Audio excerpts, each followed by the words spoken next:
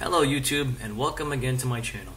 This time I thought I would talk about the appointment of elders and ministerial servants. Jehovah's Witnesses are taught that these men are appointed by means of Holy Spirit. Is this the case? Well, their argument is that these men are meeting the scriptural requirements, which is evidence of the Holy Spirit being active upon their lives. However, the elders have additional instructions beyond what the congregation sees regarding the appointment of elders and servants. Specifically with regard to appointing elders, there is a section in their Shepherd the Flock book from 2010, starting on page 30, chapter 3, which is all about appointment and deletion of elders and ministerial servants. So that's chapter 3, paragraph 3. In the middle of the paragraph, it says, asking about this brother, it says, is he a good example in attendance and participation at congregation meetings? Does he demonstrate a zeal for the ministry? Paragraph 4, in bold, the congregation expects elders and ministerial servants to take the lead in the ministry. They reference the Organized to Do Jehovah's Will book, page 56, paragraph 1, and Watchtower, 1991, January 15th, pages 12 to 13. It says, what is the brother's attitude toward preaching? Is he visible in the ministry? Is he doing all he can in view of his age, health, family obligations, and other theocratic responsibilities? To appoint a brother to a position of responsibility who is not exemplary in the ministry will adversely affect the congregation's zeal for the ministry. Now, that's an interesting statement, isn't it? The book does also advocate looking over the scriptural qualifications, which are found in 1 Timothy 3, 1-13, and Titus 1, 5-10. However, if you read both of those sections of the Bible, you will not see any requirements for a brother to be preaching to be found in those sections. The Bible does not specifically require that a brother is good at preaching for him to be appointed as an elder. Instead, it basically requires him to be a reasonable, decent man who's a good teacher.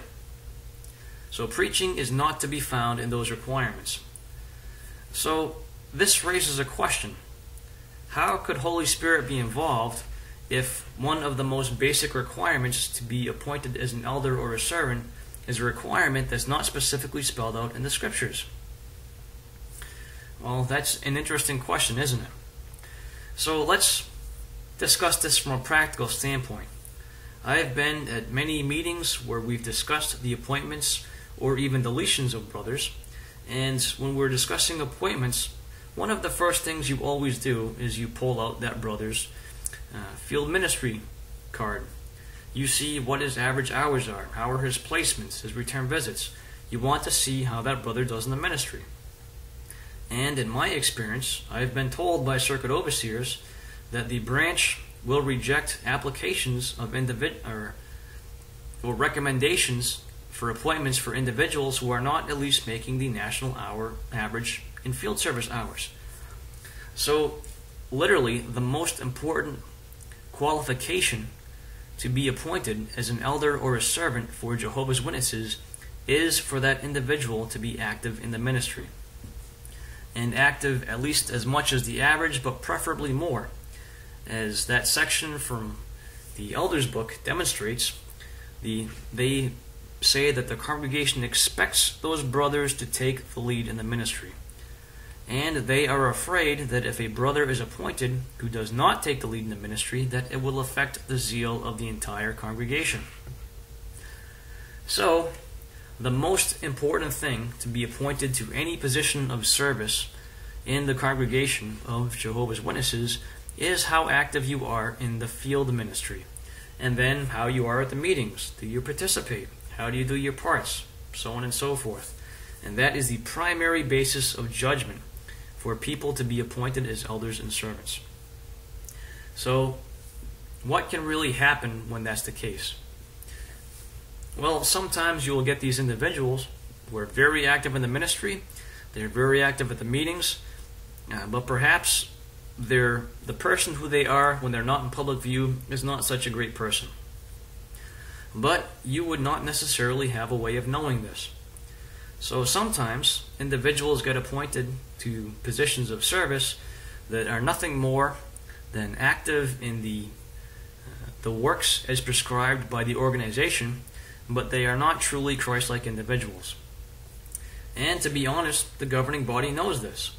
In their recent JW broadcasting for April of 2015, they discussed the fact that sometimes people are mistreated by the organization. And the example they use is the fact that Saul went after David with the army. And they use that example to excuse the fact that people are mistreated by those who are truly not very Christ-like individuals. So they go out of their way to excuse that behavior.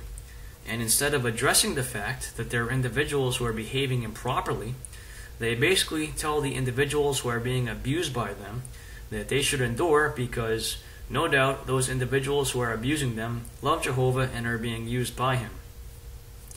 Well, in my experience, that's not always necessarily the case. Sometimes these individuals are just good political players. But this problem apparently is even affecting Bethel, because at the morning worship session on that particular JW broadcasting, the helper to the governing body discussed the fact that at Bethel sometimes people get treated wrongly, in his discussion of the fact that sometimes those things happen in Jehovah's organization. So, people are people. I appreciate that. Nobody's perfect. I don't expect that. But when you look at the actual process for appointing individuals, to claim that that's directed by Holy Spirit is not true. And the reason for that is because conditions are added on to what's required in the Scriptures. In fact, the most important condition for an individual to be considered is something that's not even in the Scriptures. So in the very fundamental basics of appointing an individual to a position of responsibility within the congregation, the very first thing taken into consideration is not a scriptural requirement.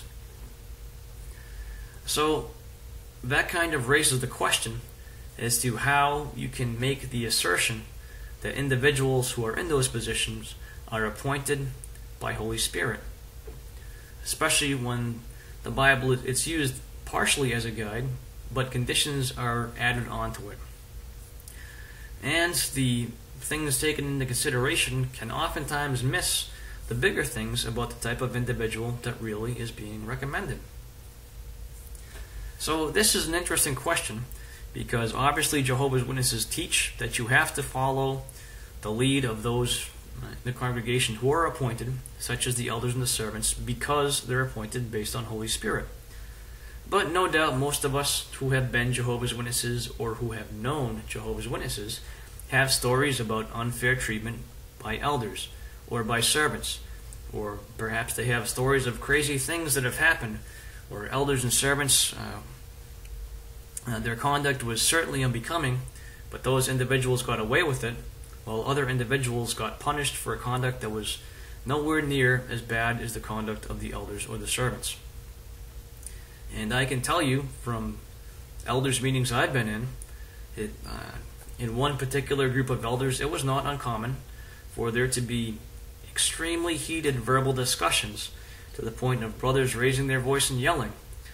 And these were not because of disagreements over scriptural things, but it was basically because some brothers weren't getting their way. And those brothers refused to yield to scriptural direction or to direction from things in print from the society. And well, those brothers, they just were doing their job as far as meeting their requirements for their hours and showing up at the meetings and doing whatever the society required of them. But truthfully, was the Holy Spirit operative upon their life? Well, when it came down to making spiritual decisions, those people demonstrated that their interest did not lie with what was in the Scriptures, but lied with what they wanted to do. So that's the truth about the appointment of elders. Holy Spirit really doesn't have very much to do with it. It's a bunch of men that get together, they look at how active somebody is in the ministry, they decide how good they do on their parts in the meeting, they decide how good they do giving comments, and they decide how well they seem to be doing the society's version of acts of sacred service. And based on that, brothers get appointed. So no doubt you can see that it would be easy for an individual to hide some serious misconduct and yet still be appointed as an elder or as a ministerial servant. And in fact, there have been a number of cases where exactly that type of thing has happened. So if the Holy Spirit were truly involved, those things would get flushed out pretty quick. But they don't. So, are elders and servants appointed by Holy Spirit? Well, we share the direction from the society specifically to the elders. I've sat in many meetings where those brothers actually get appointed and where we've received recommendations from the branch, or appointments from the branch based on our recommendations. And that is the process. So you can decide for yourself. You can also read it in the OD book. It describes what the qualifications are supposed to be. And you can feel free to go through that for yourself. But that's my video for this time. So thanks for watching.